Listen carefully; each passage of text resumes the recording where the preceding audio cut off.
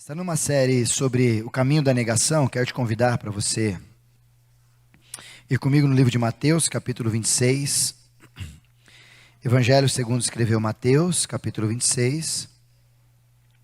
E semana passada nós fizemos uma introdução sobre esse caminho, esse trilho, esses degraus, enfim, o jeito que você quiser guardar. O intitulei de Caminhos da Negação. E esse texto a gente começou falando dele semana passada. Lembrando que a negação de Pedro a Jesus, acontece em Mateus 26, em Marcos 14, em Lucas capítulo 22 e em Evangelho de João capítulo 18. Todos os evangelistas fazem questão de registrar isso. Por quê? Não sei. Semana passada a gente falou um pouquinho sobre essa postura externa e interna que a gente precisa ter. Aprendemos que na externa, Satanás sempre vai lutar contra nós para que a gente, o tempo todo, negue Jesus.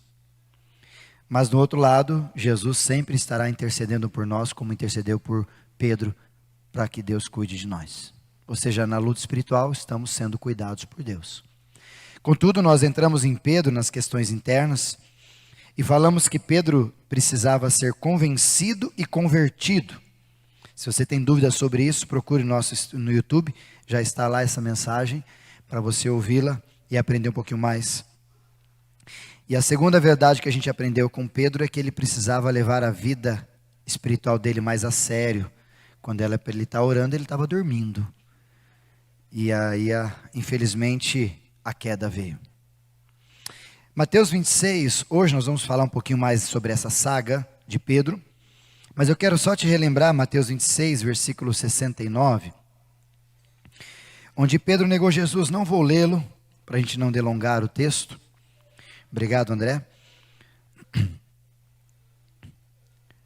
Mas só para você entender que Pedro, depois que Jesus foi preso, Jesus estava no Getsêmani com seus discípulos. Depois de estar no Getsêmani orando, houve tudo o que aconteceu.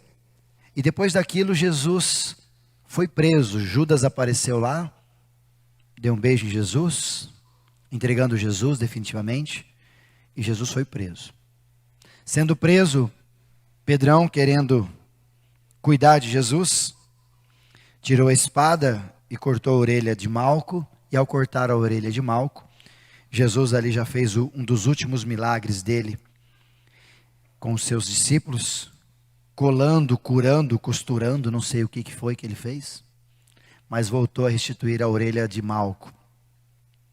E diz o texto que eles levaram e os discípulos se dissiparam, como era a palavra de Deus, na boca de Jesus, algum tempo antes, quando na mesa do Senhor, na Santa Ceia, Jesus falou isso para eles, que quando eles pegarem Jesus, numa parábola a respeito de ovelha, os discípulos ou os seus apartariam.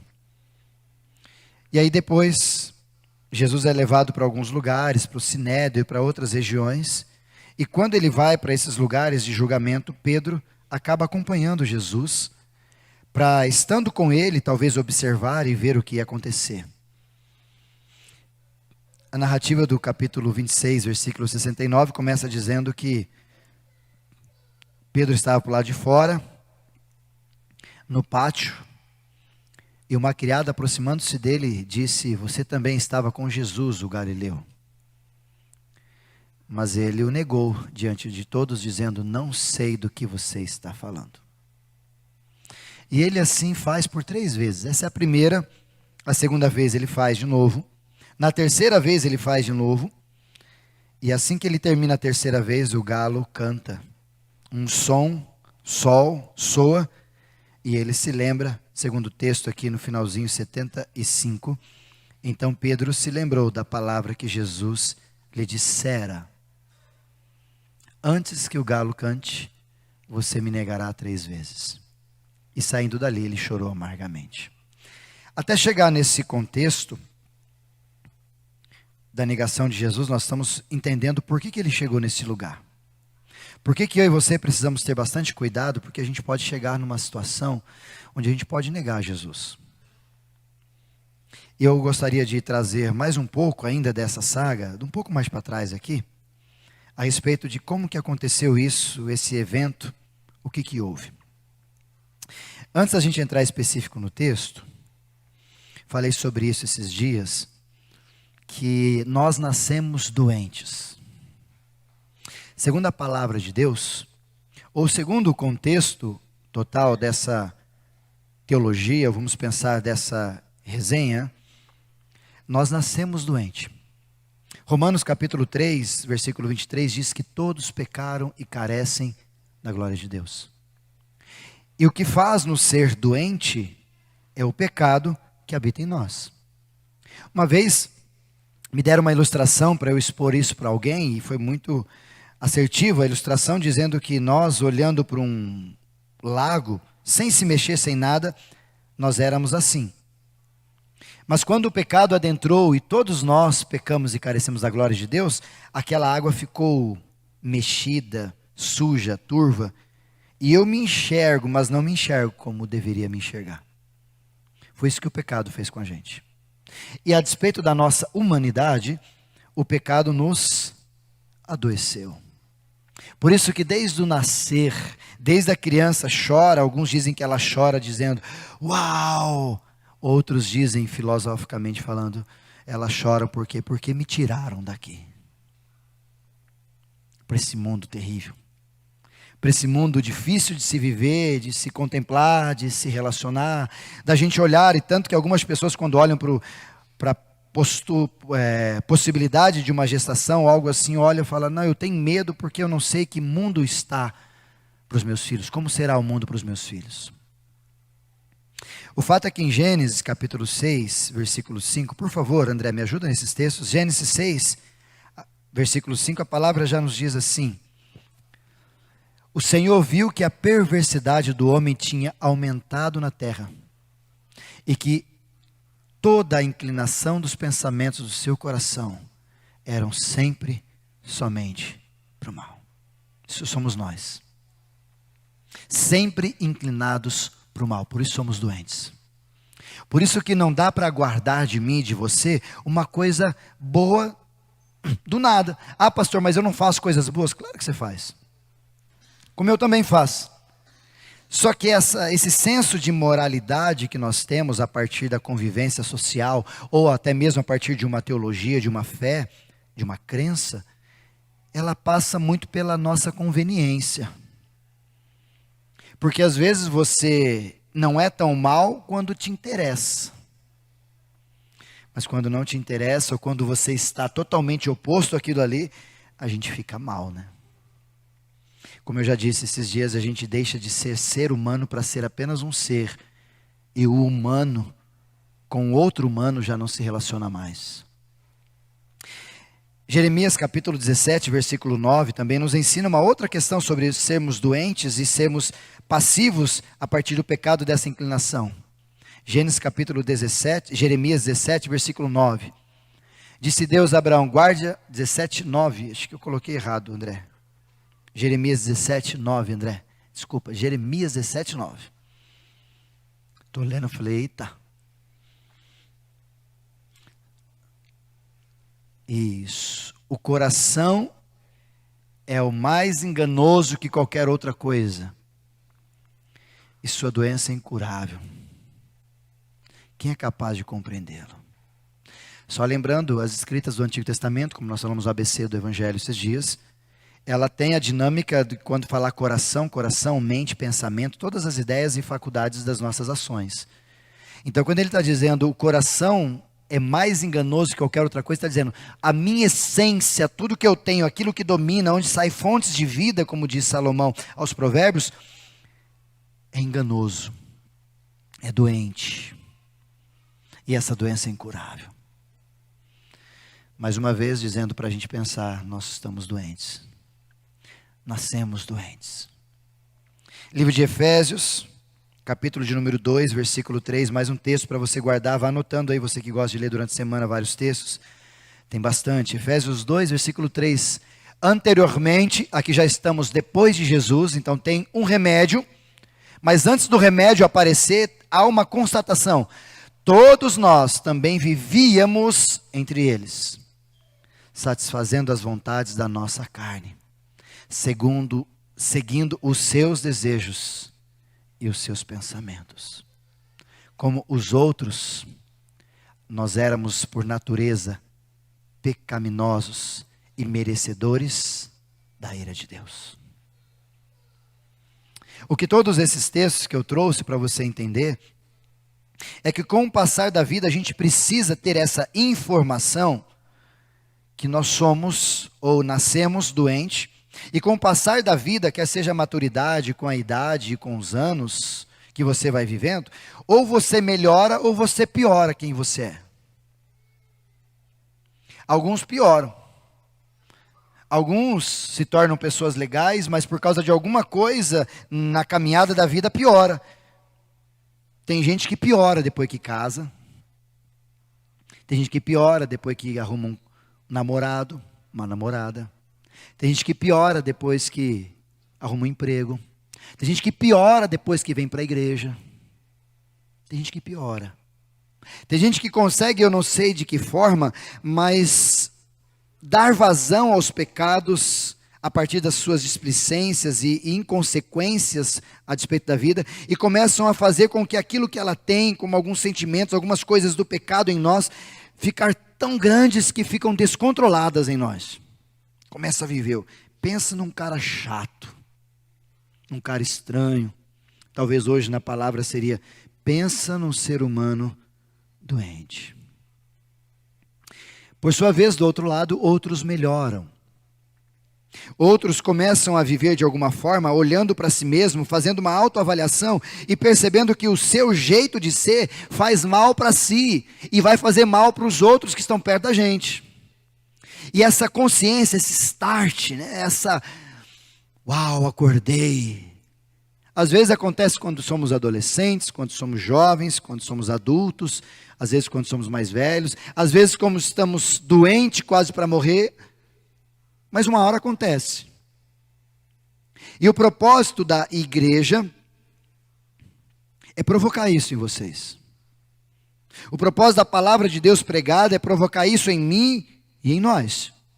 É fazer com que a gente acorde e perceba que Deus não nos criou para sermos do jeito que nós somos, não nos criou para sofrermos como estamos sofrendo, não nos criou para termos essa forma de visão sem propósito, de vida sem abundância. Pelo contrário, Ele nos criou para algo diferente. E essa melhora que Ele vai começar a produzir em mim e em você, tem a ver com o que a igreja, com o próprio Cristo, é para você. Porque a partir do momento que nós nos encontramos com Jesus, a gente morre. Jesus diz isso lá em João, falando para Nicodemos, você tem que nascer de novo. Jesus repete essa mesma teologia do negar a si mesmo, quando ele diz, tome a sua cruz, negue-se a si mesmo e me siga, ou seja, deixe de ser quem você é, para eu te ajudar a você se tornar quem eu quero que você se torne, como já desde lá de trás, eu tenho planos e projetos para você. O fato é que, aos poucos, quem deseja encontrar-se com Jesus e o Espírito Santo habita em nós, ele começa a produzir em nós algumas mudanças para tentar nos sarar das nossas realidades pecaminosas. Isso é tão claro que no livro de Gálatas, capítulo 5, a partir do versículo 18, por favor, André, se você quiser colocar, Gálatas 5, 18, vai dizer assim, 16, perdão, André. Vivam no Espírito, e de modo nenhum vocês satisfarão os desejos da carne. Pode ir descendo, André. Pois a carne deseja o que é o contrário ao Espírito. O Espírito deseja o que é contrário à carne. E eles estão em conflitos um com o outro, de modo que vocês não fazem o que desejam. O apóstolo Paulo está dizendo claro que quando a gente se encontra com Jesus, o Espírito Santo de Deus, junto com o meu Espírito, fica em conflito comigo para que eu faça o que é e a carne faça o que ela gosta. Versículo 18, André. Mas se vocês são guiados pelo Espírito, não estão debaixo da lei. 19. Presta atenção. Mas as obras da carne, aquilo que eu sou, aquilo que nasceu comigo, aquilo que está dentro de mim, são conhecidas, são manifestas, numa outra tradução. E elas são as seguintes: imoralidade sexual, impureza, libertinagem, pode descer, André. Idolatria, feitiçaria, ódio, discórdia, ciúmes, ira, egoísmo, dissensões, facções, inveja, embriaguez, orgias e coisas semelhantes a essas. Olha a lista. E eu vos advirto, como antes já tinha advertido, aqueles que praticam essas coisas não herdarão o reino de Deus. O fato é que todas essas coisas aí estão dentro de nós. Alguns conseguiram controlar. Mas se deixar solto, faz besteira. Isso aí é nós, isso é a carne, isso é nós nascido, isso aí é nós chorando do ventre para vir para a humanidade.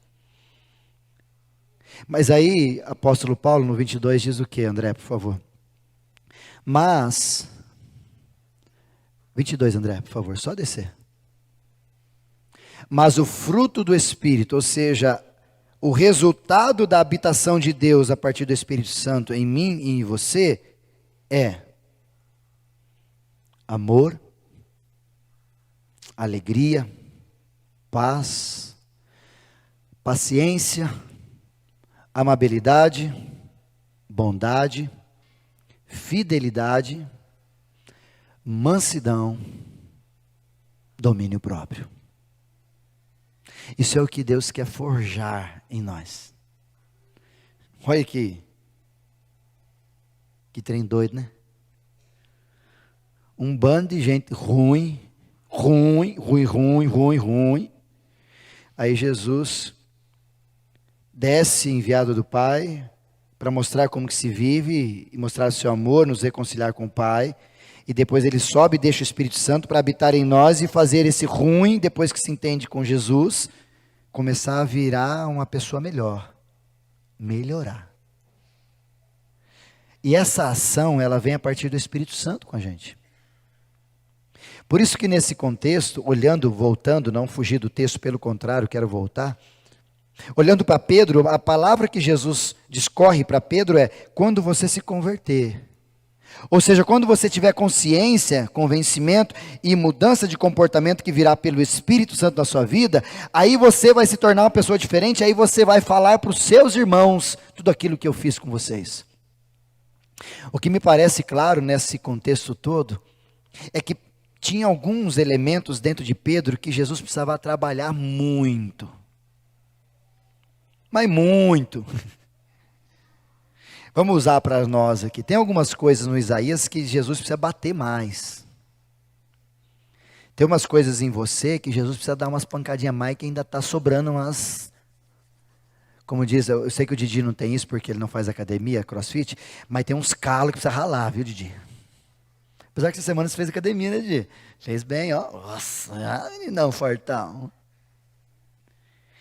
Tem estrutura em mim e você que Deus precisa ficar assim, ó. Você consegue ser honesto e dizer para Deus que tipo de pecaminosidade existencial eu e você temos que Deus tem que ficar e Ele está fazendo e a gente está teimando em manter? Por exemplo, volta a lista no 18, por favor, André. Vamos pela palavra. 17. Não, 19, desculpa, 19. Imoralidade sexual. É nós ali. Deus está trabalhando para parar com essa patifaria. Impureza. Libertinagem. Idolatria. Olha, raspando. Feitiçaria. Ódio. Ai, Jesus, que ódio. Lixa, Jesus. Discórdia.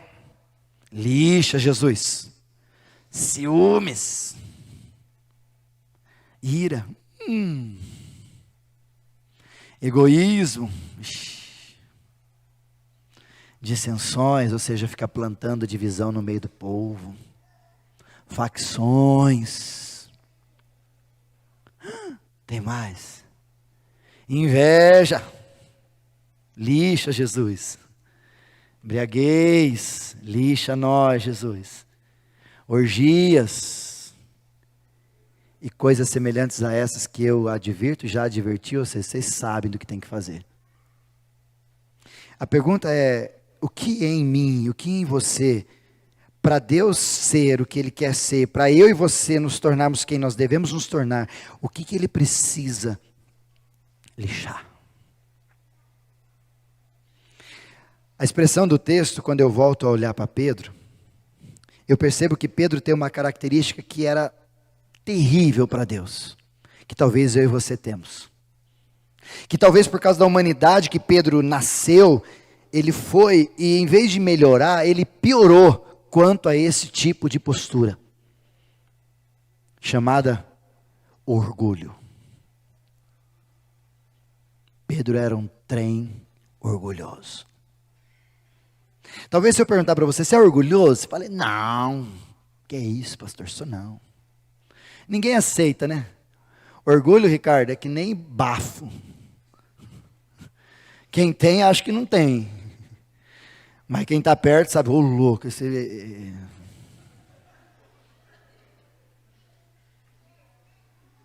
Orgulho. Dizia um outro pensador que o orgulho, vou repetir depois ele um pouco mais, Agostinho dizia que o orgulho é a raiz de todas, ou a mãe de todos os pecados. E eu gostaria de convidar você para a gente olhar sobre isso, e nós vamos trazer no texto específico por que o orgulho de Pedro era terrível, e por que nós precisamos tomar cuidado com esse tipo de postura. Orgulho é um excesso de autoadmiração. Amor por si mesmo tão grande que você começa a ficar arrogante, soberbo, ter altivez e achar que você é aquilo que você não é. Isso é orgulhoso. E como você responderia se você é ou não é? Ou vou melhorar. Teu marido é orgulhoso? Pastor, está falando a minha língua. Tua esposa é orgulhosa? Os teus filhos são orgulhosos? Os teus pais são orgulhosos? Para isso, vamos para a Bíblia? A Bíblia fala muito claramente sobre orgulho e você vai ficar espantado com os últimos versículos que nós vamos colocar aqui. Provérbios, vamos andar em Provérbios, André, por favor. André, Provérbios capítulo 11, versículo 2. Olha o que a Bíblia diz, Provérbios 11, 2. Quando vem o orgulho, chega a desgraça. Mas a sabedoria está com os humildes. Além de orgulhoso, desgraçado, ele ainda é burro, né? Provérbios capítulo 8, versículo 13. Mais um texto de Provérbios, a gente indo aqui caminhar. Temer o Senhor é odiar o mal. Odeio o orgulho e a arrogância, o mau comportamento e o falar perverso. O texto está dizendo assim, quando você tem consciência de quem Deus é e o ama e tem temor diante dele, você odeia o mal e odeia ser orgulhoso. Provérbios 29, versículo 23, André. Mais um texto, vamos guardando aí. Provérbios 29, 23. O orgulho do homem o humilha. Cai em desgraça, se humilha, mas o espírito humilde obtém honra. Provérbios 21, André, versículo 4. A vida de pecado dos ímpios se vê no olhar orgulhoso e no coração arrogante. Pesado, né, gente? Provérbios 16, 18, por favor. O orgulho vem antes da destruição. Esse texto é de Pedro. O orgulho vem antes da queda. O orgulho vem antes da negação. Antes de fazer o que ele fez, o orgulho o contagiou. Mais dois textos para a gente encerrar sobre esse orgulho bíblico. 1 João capítulo 2, versículo 16, André. 1 João 2, 16.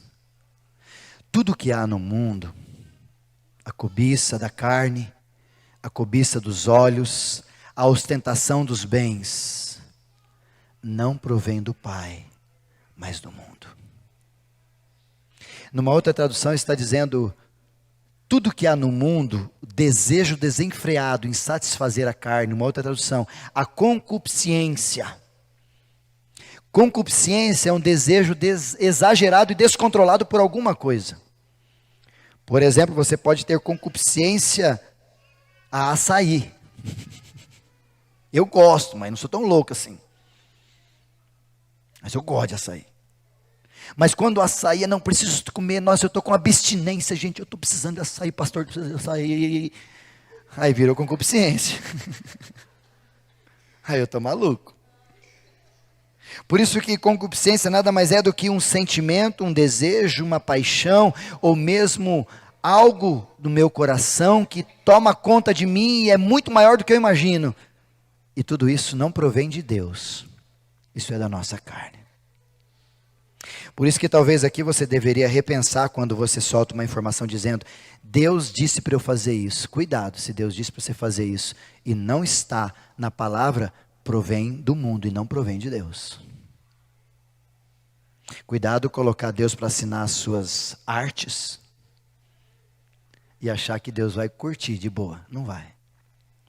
E por último, Tiago, capítulo 4, versículo 6. Tiago não, André. Vamos para Timóteo, capítulo 3. 1 Timóteo, capítulo 3. Depois a gente volta em Tiago. Esse texto talvez é o mais difícil. 1 Timóteo 3, versículo 6, André. Olha esse texto, queridos. Você que é novo na nossa igreja. 1 Timóteo 3, 6, André. André, está comigo? 1 Timóteo, André. Agora eu li primeiro, viu? Você queria me enganar, né? Não pode ser um recém-convertido, está falando de liderança, o contexto todo, para que ele não se ensorbebeça e caia na mesma condenação que caiu o diabo. Tem uma outra tradução? Por favor, André. Vamos ler esse texto de novo, em outra tradução, André vai nos ajudar lá.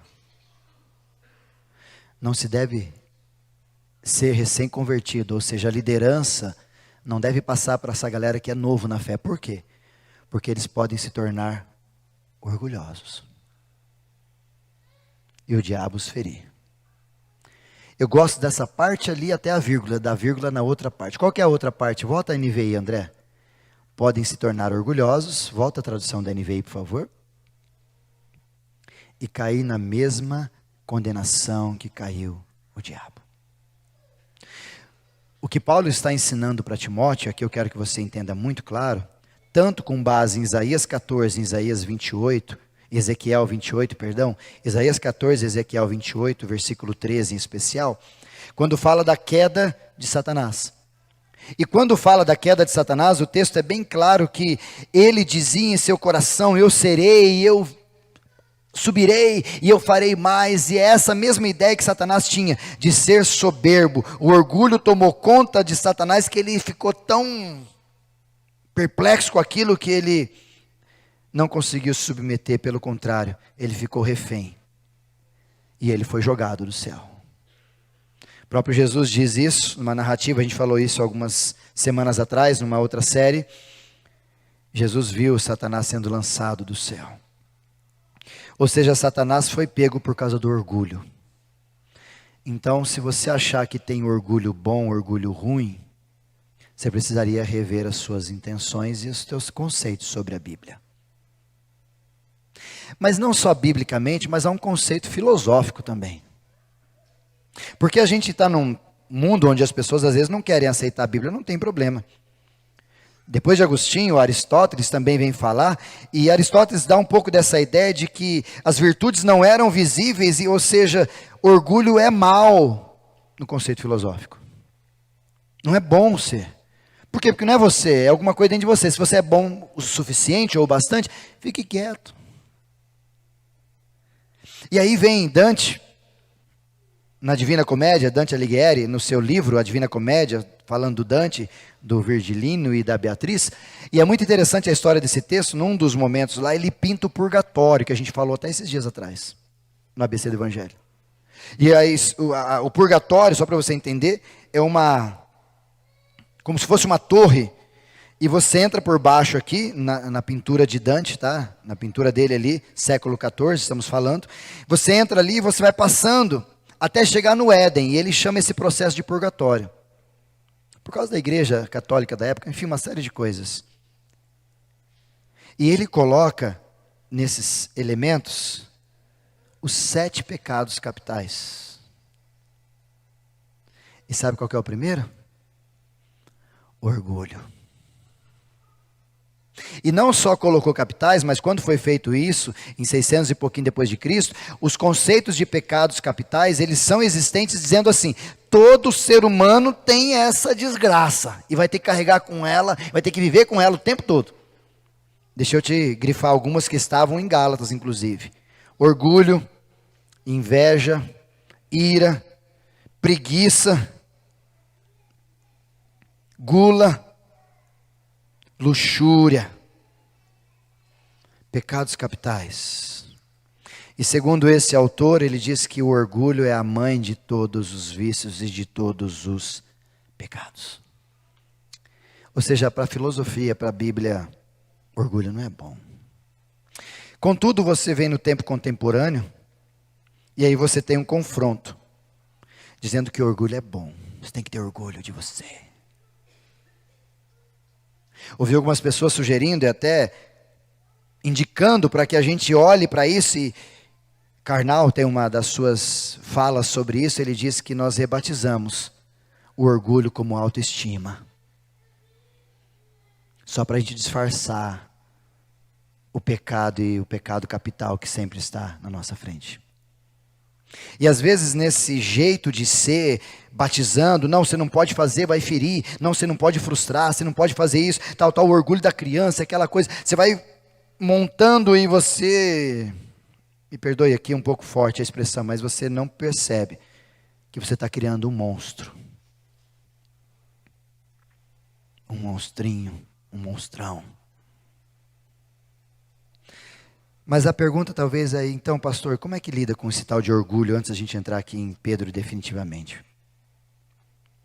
Ouvi um conceito que eu gosto muito, eu acho que ele é bem interessante. Tenha orgulho, mas não seja orgulhoso. Como assim? Por exemplo, Jesus diz: não andeis ansiosos por coisa alguma. Ele não disse para você isolar ou se ausentar da ansiedade, porque eu, como você, nós temos ansiedades, não temos? Às vezes num momento da vida eu sou ansioso, você numa prova, alguma coisa, a gente está ansioso para aquele momento, aquela situação diferente, novo, a gente fica ansioso. E o que Jesus diz é, estar ansioso não é problema, mas andar ansioso é um problema. O que Jesus está ensinando para a gente é que estar, momento vem, momento vai. Fico com medo, tenho ansiedade, fico estressado, mas eu posso equilibrá-lo no momento futuro. É a mesma ideia talvez do orgulho. Ter orgulho diante do que você fez não há tanto problema. Mas ser e tomar-se conta com concupiscência do que você fez, aí vai ser problema. Por isso eu quero deixar algumas dicas para você sobre orgulho, rápido aqui. Primeira questão, Provérbios 27, versículo 2. Como viver, pastor, então, contra o orgulho? Como eu posso? Uma dica para você rápida aqui para a gente aprender com Pedro já já. Provérbios 27, versículo 2. Que outros façam elogios a você. Não seja a sua própria boca. Outras pessoas, não os seus próprios lábios. Sabe como que você pode evitar ser orgulhoso? Parando de falar das suas conquistas. Só sendo e deixando que as pessoas que estão perto de você ou alguém façam isso com você. Cara, que bonito que você fez. Parabéns pelo que você fez. Porque quando o outro vem, isso não tem a ver com orgulho, tem a ver com a admiração que ele está gerando em mim. Agora, quando eu faço, vocês viram o que eu fiz?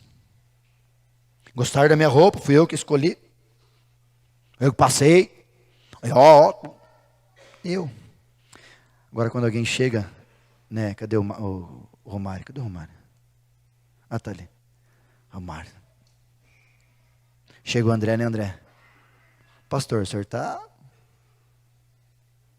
Ele que disse, não sou eu. E quando vem de outro, segundo Provérbios, ela não vai provocar em nós toda essa...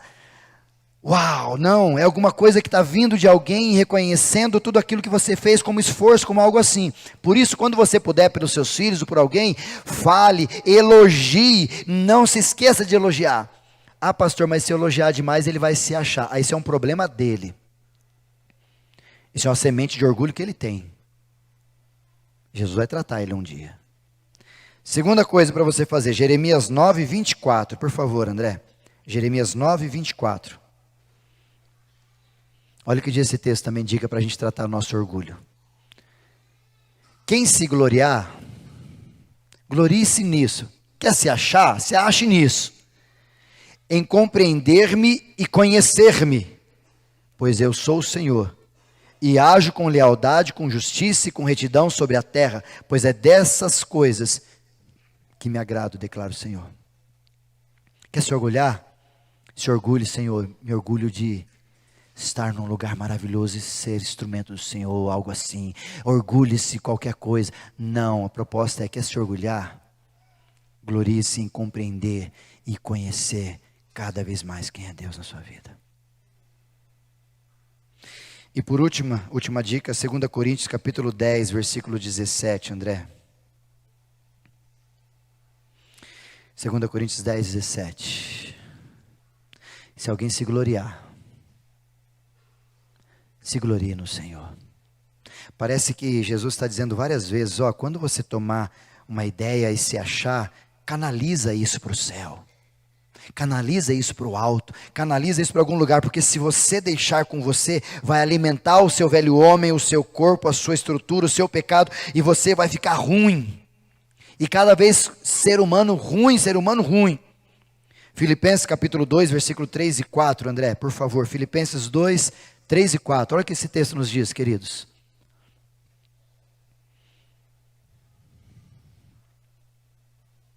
Filipenses 2, 3 e 4, André. Não façam por ambição egoísta ou por vaidade. Opa, calma, André. Mas humildemente, presta atenção nisso, queridos. Considere os outros superiores a vocês mesmos. Gente, como isso é difícil, né? Isso é a chave, já que você gosta dessas expressões, essa é a chave para não ser orgulhoso, para não ser devorado por aquilo que Satanás foi. Tratar os outros superiores a você, quem quer que seja. Versículo 4, André, olha o que diz o 4. Cada um cuide não somente dos seus interesses, mas também dos interesses dos outros. Não seja egoísta. Pastor, e sendo assim eu posso ser abrilhantado pela ação ou por alguma coisa que eu fiz? Sim. Se você tomar cuidado com isso, você não vai ser tomado pelo orgulho, não vai ficar desequilibrado, não vai ser levado pela soberba, pela vaidade, e vai se tornar aquele ser humano xarope, onde Deus vai precisar trabalhar muito mais em você do que em outras pessoas. Por isso, eu encontrei aqui em Pedro alguns pontos e eu quero colocar para você. Primeiro, sabe por que Pedro era extremamente orgulhoso? E talvez eu e você nos identificamos aqui. Porque ele se achava superior e sempre vivia em competitividade. E eu não sei se é assim com você, mas essa postura de nós sermos superiores e viver em competitividade, Lucas capítulo 22, 24, André, por favor, Lucas 22, 24, você tem um evento de Pedro, olha o que aconteceu. Surgiu também uma discussão entre eles, e Pedro estava no meio, acerca de quem deles era considerado o maior. E quem que você acha que chamou a briga para si? Pedrão. Quem que foi para a transfiguração? Pedrão. Quem andou sobre as águas? Pedrão. Então, a despeito do que eu posso fazer, de quem eu sou, de quem é mais chegado do homem, quem que é o mais importante? Pedrão. O orgulho foi crescendo. E esse sentimento de superioridade e de competitividade excessiva começa a tomar conta de nós. O problema é que essa atitude exibe um certo desprezo com os outros, a despeito de quem nós somos. Então, ser orgulhoso às vezes não é uma pessoa que só olha lá para frente, mas também é um pouquinho daquele que despreza os outros. Ele é sempre mais que os outros. Segunda consideração para você guardar. Mateus capítulo 26, versículo 31. Quero que você leia esse texto comigo. Mateus 26, 31. Mais uma vez, Pedro encena. 26, 31. Então Jesus disse a Pedro: ainda esta noite todos vocês me abandonarão. Diz para geral, melhor. Pois está escrito: ferirei o pastor e as ovelhas do seu rebanho serão dispersas. Como o texto que nós já mencionamos antes. Pode descer, André. Mas depois de ressuscitar, irei adiante de vocês para a Galiléia. Jesus já prevendo tudo isso, avisando a galera. Versículo 33, André. Pedro então respondeu: ainda que todos te abandonem. Pedrão, fala por você, não precisa falar por nós. Podia Pedro dizer, né? Senhor, eu nunca te abandonarei. Não, mas ele coloca sempre o outro em xeque. Essa é a postura do inflexível, do xarope, do orgulhoso. Ele fala pelos outros. Ainda que todos os abandonem, eu nunca te abandonarei. Aí Jesus fala o que para ele, André? 34, 34. Asseguro que esta noite, antes que o galo cante 3 vezes, você me negará. Olha, ele ouviu. Pedrão, não vai ser assim. Tu não é tudo isso que você acha que é. Jesus querendo trabalhar com Pedro no orgulho dele. E como é que o orgulhoso faz pela sua inflexibilidade? 35, André. Pedro declarou, numa outra tradução diz, Pedro refutou, dizendo: Jesus, espera aí, o senhor está enganado. Mesmo que seja preciso que eu morra contigo, eu nunca te negarei.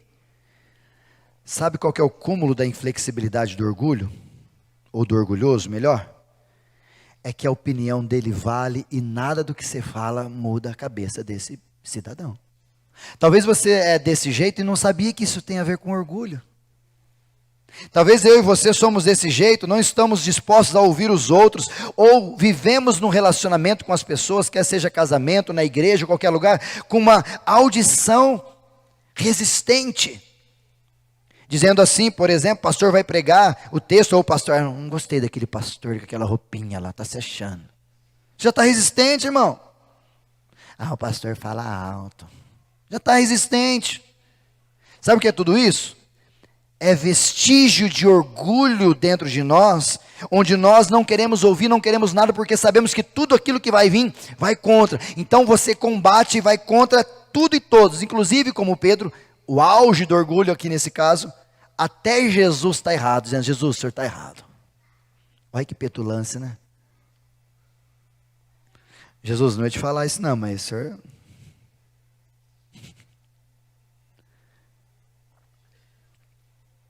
Talvez nós somos assim, com audição resistente. Não sei se é assim com você, mas às vezes no casamento a gente tem disso, né? O marido nem termina de falar, a mulher já para. A mulher nem termina de falar e o marido já. Isso é um pouquinho de orgulho saindo. Você entendeu, né?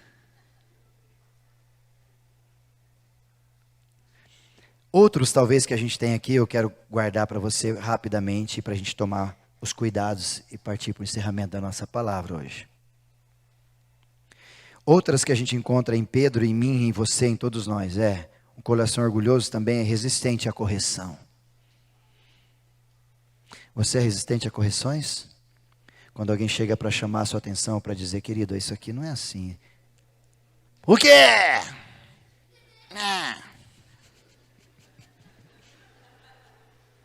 Assustou ali, viu? Acho que ela assustou que o pai viu assim.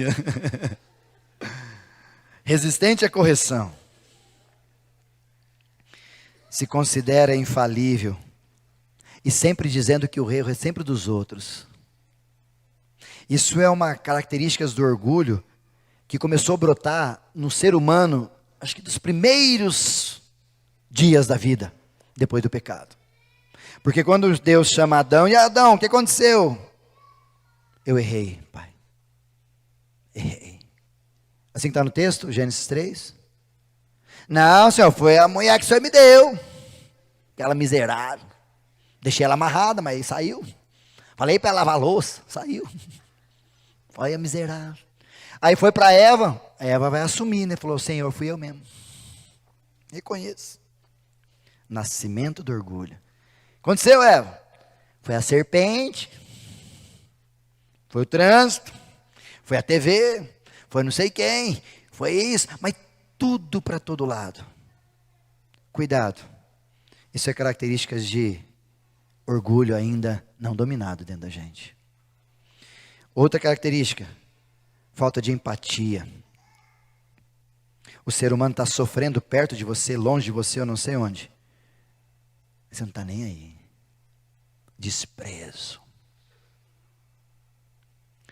Desprezo é uma das características mais claras e evidentes que a gente tem quando se trata do orgulho. Penúltima, falta de gratidão. Sabe o que é a característica do orgulhoso nessa falta de gratidão? Não sabe reconhecer quando a gente faz alguma coisa para ele, para ela. Você é assim?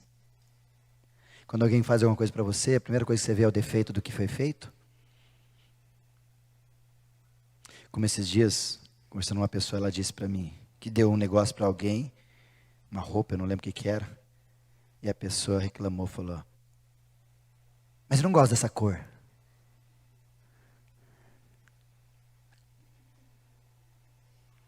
Falta de gratidão é vestígio de quem está descontrolado com orgulho. E por último, facilidade em criticar as outras pessoas.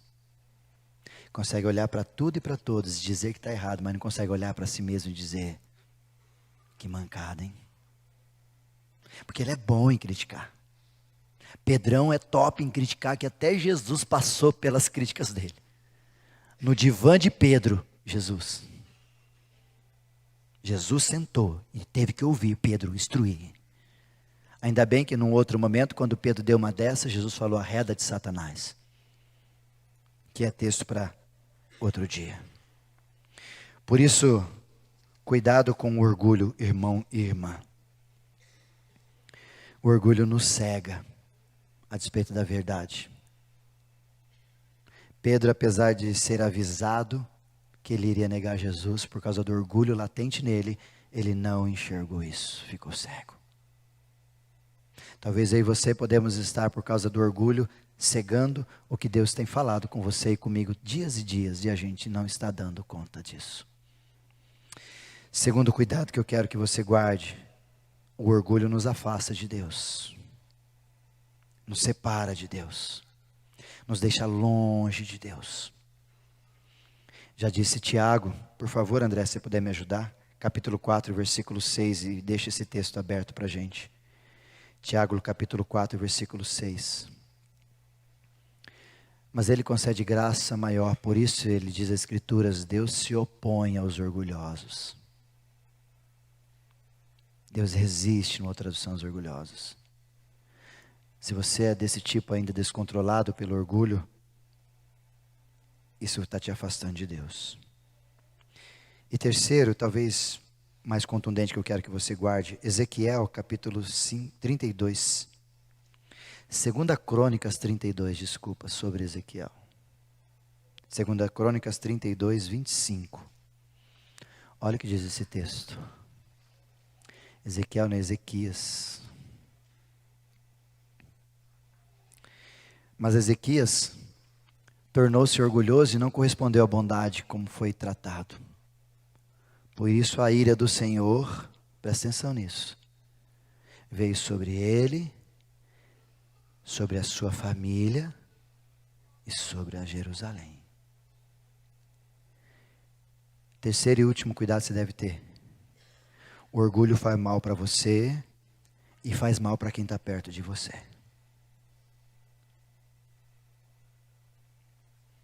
O que fazer então, pastor, diante do orgulho?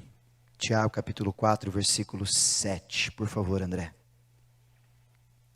E aqui nós vamos aprender fácil, apenas pelos textos. Portanto, submetam-se a Deus. Volta ao versículo 6, André. Ele concede graça maior, pois diz as Escrituras, Deus se opõe aos orgulhosos, mas concede graça aos humildes. E a despeito desses orgulhosos, ele diz o quê? Portanto, versículo 7, submetam-se a Deus. Resistam à ação do diabo, o próprio diabo com seu orgulho.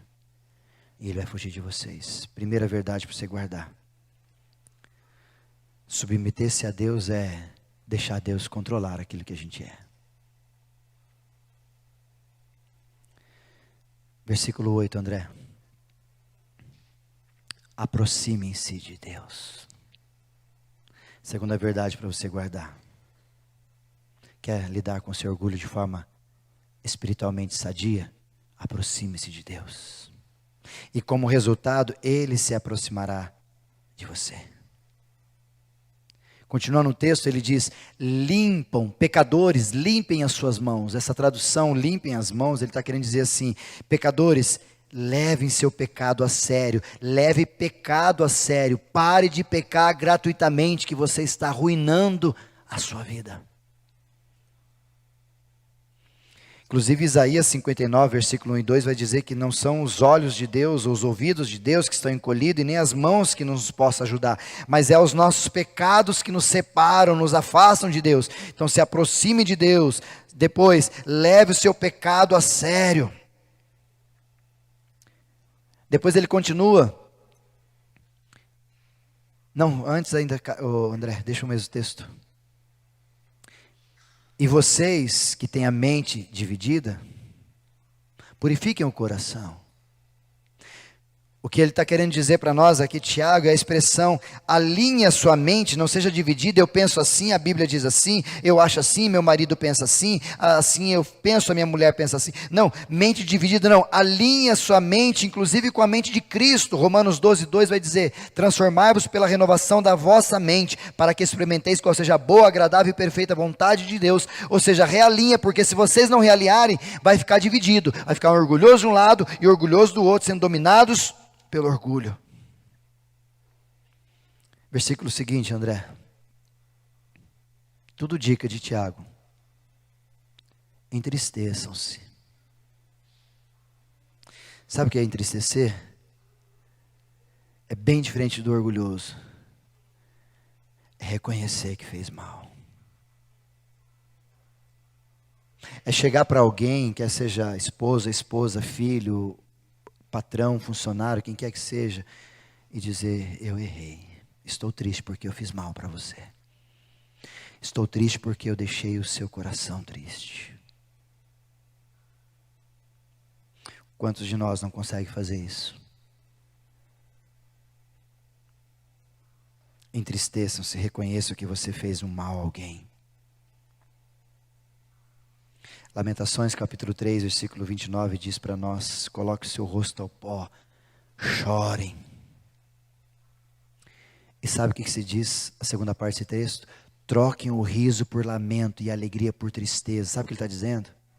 Pare de disfarçar. A realidade da sua vida não é o que você está fazendo. Pare de disfarçar. Reconheça que você, por causa do orgulho, chegou onde chegou. Seja honesto. Seja honesto com o que você está vivendo. Seja honesto com os seus sentimentos. Seja honesto com a sua humanidade pecaminosa. Deixa Deus trabalhar. Pare de disfarçar. Se entristeça pelo que você fez. Finalizando, André, versículo 10. Humilhe-se diante do Senhor. E Ele te exaltará. O que Tiago está ensinando a gente é, se você permitir, se você se colocar diante dele como alguém que precisa desesperadamente ser cuidado, protegido, amado, ensinado, transformado pelo Pai, Ele vai te exaltar. Deixe o céu dizer o que você precisa e não o seu coração dizer o que você precisa. E o último texto que eu quero que você guarde, 1 Pedro capítulo 5, versículo 5. 1 Pedro, olha o texto. 1 Pedro capítulo 5, versículo 5. O mesmo Pedro, cheio de orgulho, agora ensinando os mais jovens, dizendo o quê? Da mesma forma, jovens, sujeitem-se aos mais velhos. Sejam todos humildes uns para com os outros. Sejam humildes uns para com os outros. Porque eu aprendi na amarra, na dor, na luta, na dor. Mas eu aprendi. Porque Deus se opõe aos orgulhosos, mas concede graça aos humildes. Sabe o que esse texto revela para mim e para você, querido? Que Pedro aprendeu a lição. E no final da história, lendo as cartas de Pedro, você não pode olhar para ele e falar, esse cara é orgulhoso. Não é mais. Porque depois que ele se encontrou com Jesus, a sua vida foi transformada. A pergunta é, e nós? O que vão dizer de nós durante os dias, a semana, amanhã, ou qualquer outro tempo? Rapaz, esse cara era orgulhoso. Mas eu não sei o que aconteceu, mas olha, o bicho mudou. Aí quando perguntarem, como o apóstolo Pedro também nos ensina, perguntarem a razão da vossa fé, você pode responder dizendo, é porque eu tive um encontro verdadeiro, convencido e convertido com Jesus e a minha vida mudou. Talvez os teus pais estão esperando isso de você. Talvez os teus filhos estão esperando isso de você. Talvez o teu esposo, a tua esposa, o teu patrão. Talvez o mundo está esperando isso de nós, que não sejamos orgulhosos. Por isso, para você ouvir, refletir e agir, quero convidar o pessoal para a gente cantar uma última canção e a gente se despedir. Guarde isso. Primeira verdade para você ouvir, refletir e agir. Sua queda pode estar por vir. Talvez era a hora de você começar a mudar, antes que a queda chegue. Segunda verdade, só o poder transformador do Espírito Santo pode fazer a gente deixar de ser orgulhoso para ser humilde. Terceira verdade para a gente guardar. Reconheça diante de Deus suas fragilidades. E se reconheça diante das pessoas que nós somos mal. E por último, peça a Deus renovo, transformação. Faça como Pedro, aprenda, mas não passe por essa história sem ter sido transformado pelo Espírito Santo de Deus.